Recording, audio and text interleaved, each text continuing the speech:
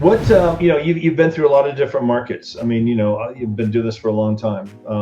What would you say? I mean, the good agents adjust. What kind of adjustments have you had to make, say, in the last year, 2 years? I mean, it's been crazy all across the country. It's such a seller's market. Yeah, in the last year or two, I mean, the biggest thing is getting back in with buyers more so than listings. The listing opportunities are just so low that if your business was built, 80 to 100% on listings, you probably were struggling a little bit versus other years. Whereas if I always look at having pillars in my business that you can turn on, like buyers, sellers, REO, for instance, like market changes, you have to have those things ready. So when those things come up, you can turn on the faucet.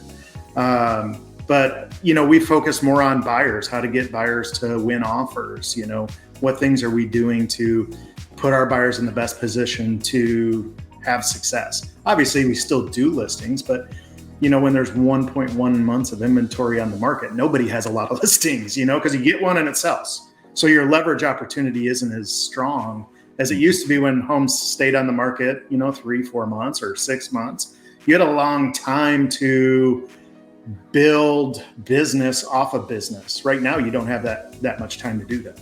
Right. Share one of the things, because I think this is, and you shared this in a training we did for our team, here recently.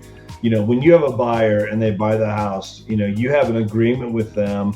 Tell everybody what you do as far as like being able to put that sign in the yard. Yeah, part of our buyer representation agreement, which they sign the first time we meet them, before we show them any homes.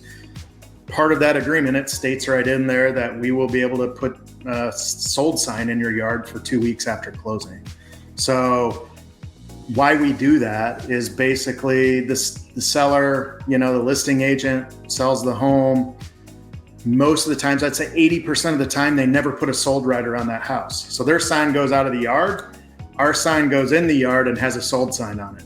So who does it look like sold the house? Me. It's a great leverage opportunity. I did sell the house. I brought the buyer. So it's not a lie. It's not underhanded. Sure. My buyer bought the house. I sold the house. So I can market that. I just get it up front in writing an agreement for that. So we can do that marketing. That just gives us a little more time to leverage marketing right there in the front yard. I think our sign guys charge us 30 or $40 to put it in. That's pretty good use of that money. Awesome. That's such a great idea when you said that in that training. I'm like, that's so good, get some more leverage out of that. Yeah, because it does look like all of a sudden, man, they fired that guy. They brought in Aaron and he sold in a day. Like, wow. Right.